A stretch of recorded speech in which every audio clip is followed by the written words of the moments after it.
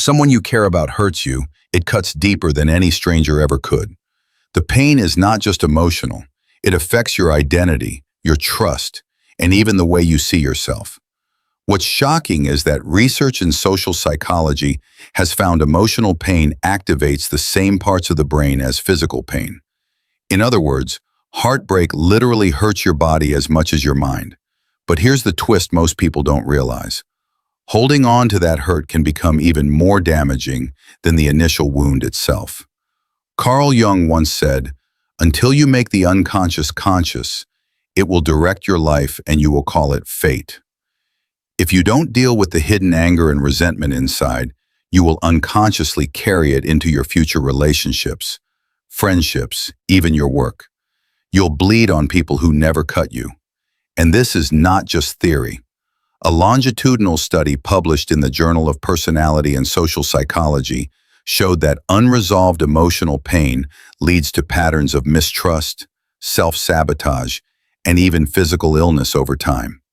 So the way you deal with a woman who hurt you will shape not only how you heal, but who you become in the long run. Today we are going to talk about how to deal with the woman who hurts you. Whether it's a partner, someone you loved, or even someone you trusted deeply. These steps are not about revenge. They are about reclaiming your power. Stay until the end of the video, because the last point might shock you. It's the exact opposite of what most people expect when dealing with emotional betrayal. Let's dive in. Point 1. Acknowledge the wound. The first step is simple but hard. Admit that you are hurt. Many people, especially men, try to cover it up with pride, anger, or even silence. But suppressing pain doesn't erase it. It buries it alive. Carl Jung explained that what we repress doesn't disappear. It lives in our shadow and shows up in destructive ways. That's why unacknowledged hurt often turns into bitterness, cynicism, or passive aggression. Psychologists call this emotional suppression, and studies show it leads to higher stress levels and even cardiovascular problems. Think about that. By pretending you're fine, you're literally making your body sick. The real strength lies in facing the fact, I am hurt. Not because you are weak, but because you are human. When you acknowledge pain, you open the door to healing. That's the paradox. Acceptance doesn't mean you approve of what happened. It means you stop running from the reality of it. Only then can you take the next steps without dragging unspoken baggage behind you. Point 2. Create emotional boundaries. The second step is to set boundaries. If someone has hurt you repeatedly, you must create distance, not as punishment, but as protection. Boundaries are not walls, they are filters. They decide what you will allow in your emotional space and what you will not. Carl Jung believed that individuation, the process of becoming whole, requires separating yourself from toxic patterns. Without boundaries, you risk staying stuck in cycles of hurt and dependency. You may think by staying close you can fix her or win her back, but in reality, you are giving her more access to wound you again. Think of boundaries as a way to reclaim your personal sovereignty. They can be physical, like reducing contact, emotional, like refusing to engage in arguments, or mental, like reminding yourself not to obsessively replay the past. The point is to show yourself respect by not tolerating continuous harm. Point 3. Understand the why. Her behavior is a mirror. This might surprise you. The woman who hurt you may not be acting out of malice, but out of her own unresolved wounds. Carl Jung said, "Everything that irritates us about others can lead us to an understanding of ourselves." Sometimes the hurtful behavior you experienced is her shadow leaking out, her insecurities, fears, or unmet needs. Social research backs this up. Studies on attachment theory show that people with anxious or avoidant attachment styles often unconsciously hurt the people closest to them. It's not always about you. It's about the lens through which they see relationships. That doesn't excuse the behavior, but it explains it. Here's the story. In Greek mythology, there's the tale of Narcissus, who hurt Echo not because she was unworthy, but because he was trapped in his own reflection. Echo wasted away trying to gain his love. The lesson?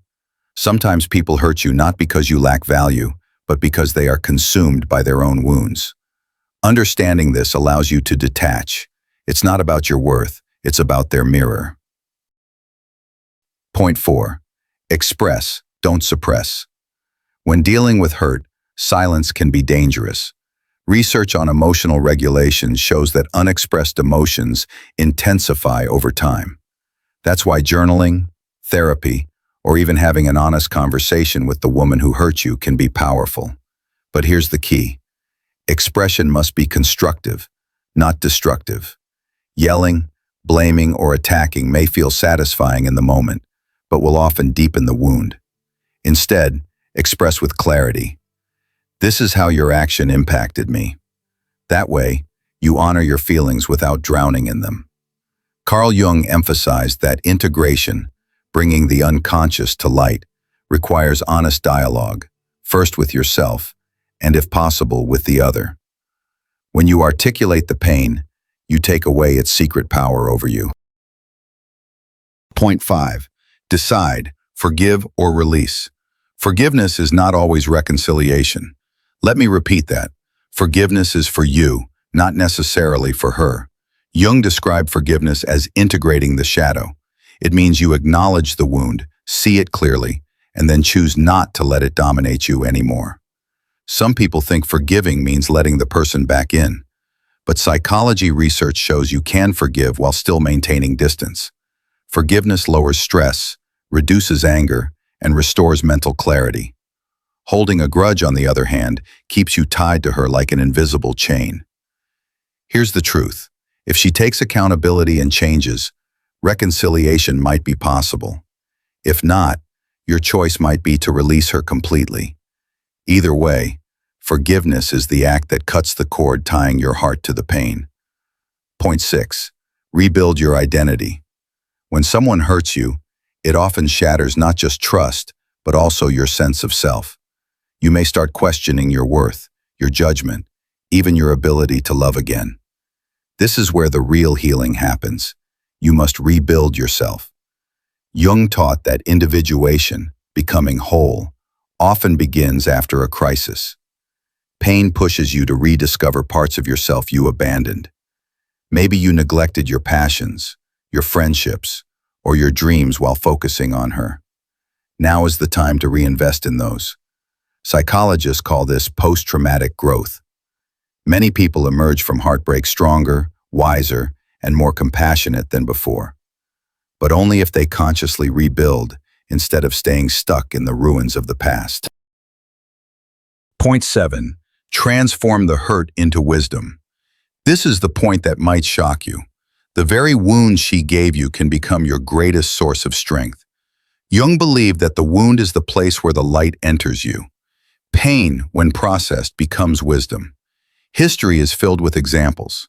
Think of Nelson Mandela, imprisoned for years, betrayed, and hurt beyond imagination. Yet he transformed that pain into compassion and leadership that changed the world. He didn't deny the hurt, he alchemized it. You too can turn your hurt into wisdom.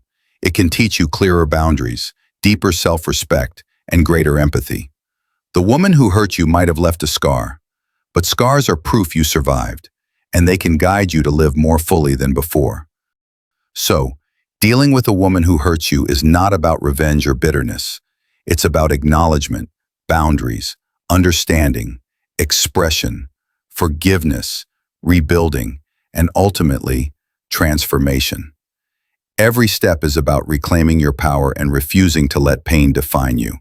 If this video resonated with you, make sure to like, subscribe, and share it with someone who might need this message. And I'd love to hear from you in the comments. What's one lesson you've learned from being hurt in the past? Let's turn our scars into wisdom together. See you in the next video.